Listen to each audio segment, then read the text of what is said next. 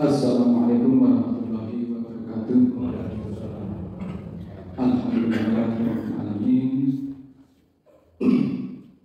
Arsala rasulahu bil huda wa dinil haq liyudhhirahu 'ala dini kullihi wa kafa billahi shahida. Asyhadu an la ilaha illallah wa asyhadu anna Muhammadan rasulullah. Allahumma shalli ala Muhammad wa ala alihi washabihi ajma'in.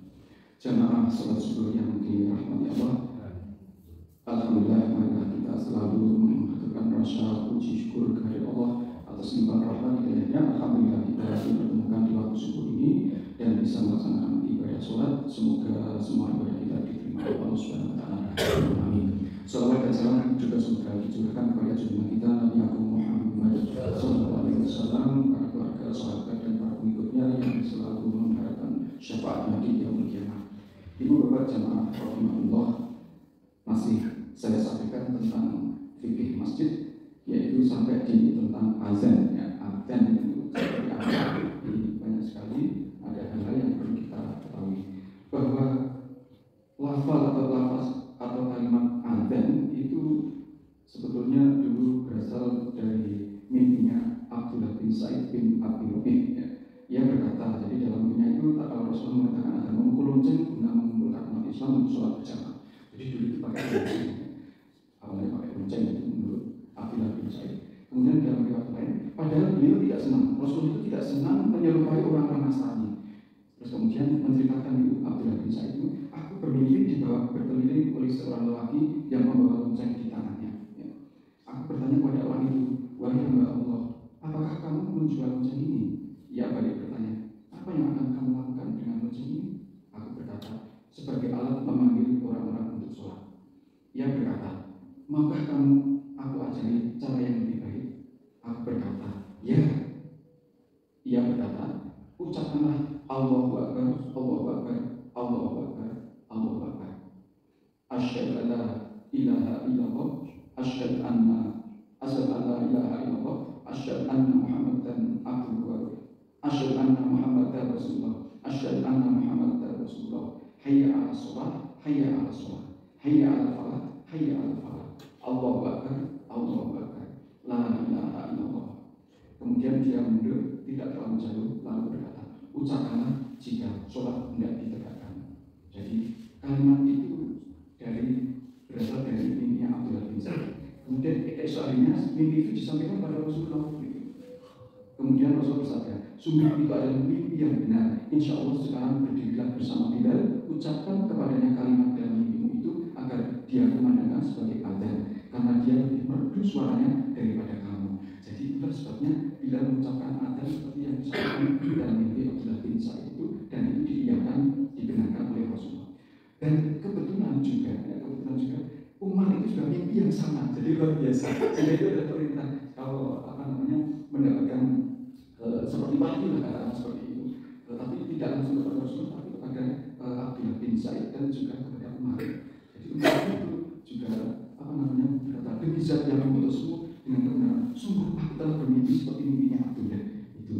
Maka Nabi bersabda, alhamdulillah jika begitu, sehingga menyatakan bahwa betul bahwa adzan itu bunyinya seperti itu, dikumandangkan sampai sekarang, dan tidak boleh ditambahi apa-apa, ya, tidak boleh ditambahi apa-apa. Jadi lafaznya nggak boleh pakai sholawat, pakai tahlil, pakai bahkan Bismillah atau Bismillahirrahmanirrahim, Allahu Akbar, Allahu Akbar, tidak boleh.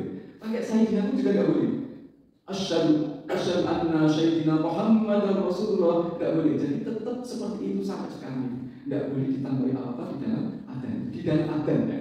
Jadi meskipun kemudian selesai tidak boleh la ilaha illallah, alhamdulillahirabbil alamin, nggak boleh juga, ya. Nggak boleh juga. Jadi tetap seperti itu, tidak boleh ditambahi apa-apa dari lafaz adzan. Kemudian yang berikutnya Bapak Ibu sekalian, bahwa siapa sih yang boleh adzan? Apakah orang fasik itu boleh adzan? Ini maka langsung disampaikan. Azan orang fasik itu sah atau tidak, boleh atau tidak? Yang perlu diketahui terlebih dahulu bahwa adzan itu adalah tanda ada 3 perkara, yaitu masuknya waktu sholat, kemudian yang kedua panggilan untuk sholat berjamaah dan tepatnya, dan ditampakkannya syiar Islam. Jadi ada 3 sekali lagi adzan itu maksudnya yaitu masuk waktu sholat, panggilan untuk sholat berjamaah. Jadi itu jangan suatu untuk berjamaah. Jadi kalau ketok itu tapi kemudian kita langsung iqomah itu waktunya sudah berbunyi, ya kita untuk sabar sedikit dulu, langsung ke tanggal 5 menit sampai ada yang datang. Kalau sampai 10 menit 5 menit tidak ada, ya sudah iqomah gitu ya. Karena itu 5 panggilan itu sholat berjamaah. Jadi nggak usah dulu kalau belum ada siapa-siapa, jangan langsung iqomah meskipun waktunya berbunyi gitu. Ini kebijakannya seperti itu harusnya.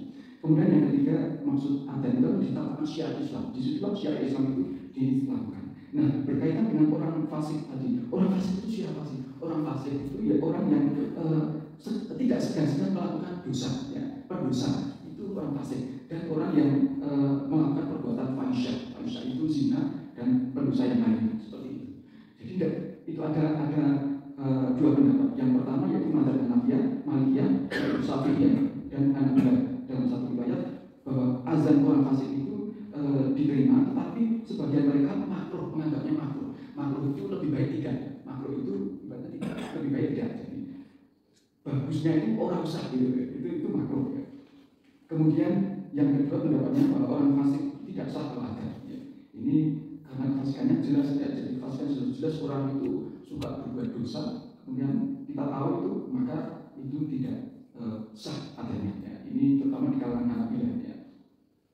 Dalam hal ini Rasulullah juga bersabda disebutkan dalam hadis riwayat Abu Dawud At-Tirmidzi yang berbunyi al-imamu dhaminun wal mu'adzinu mautaman Allahumma arsyid dal a'immata waghfir lil mu'adzinin. Imam itu bertanggung jawab, muadzin itu dipercaya. Jadi muadzin itu dipercaya. Ya Allah, bimbinglah para imam dan ampunilah para muadzin.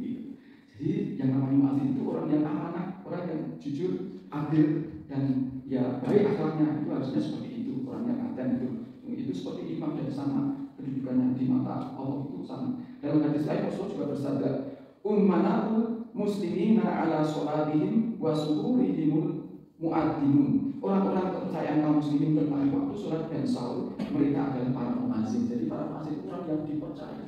Orang dipercaya ada nih cakar PDW gitu.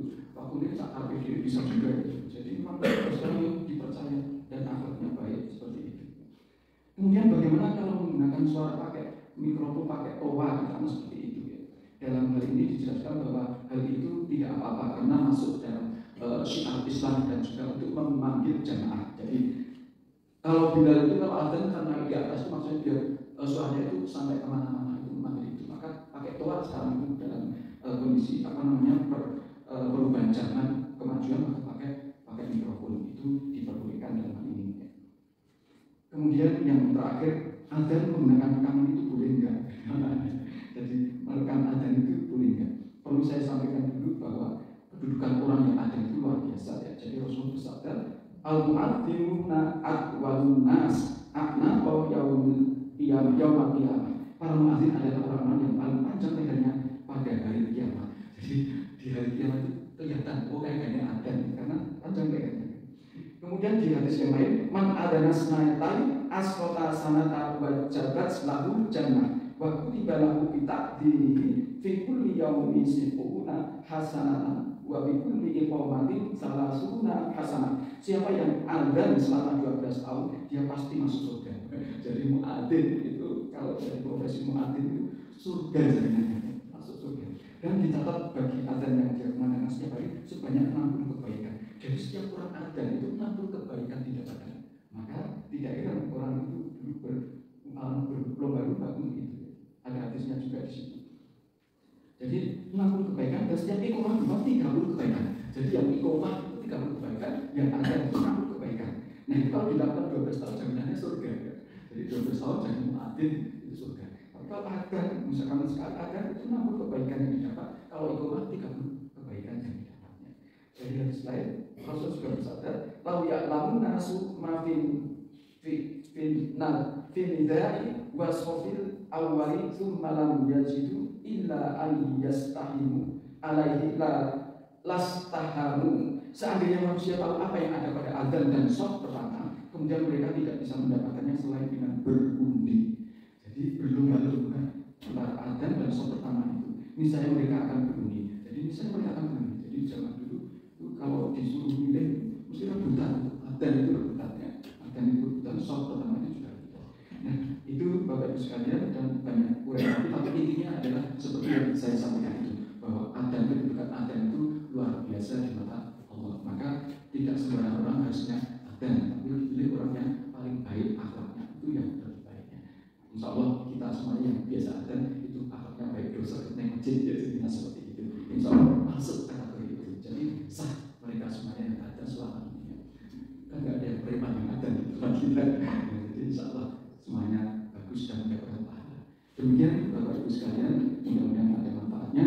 Bila itu, Assalamualaikum warahmatullahi wabarakatuh.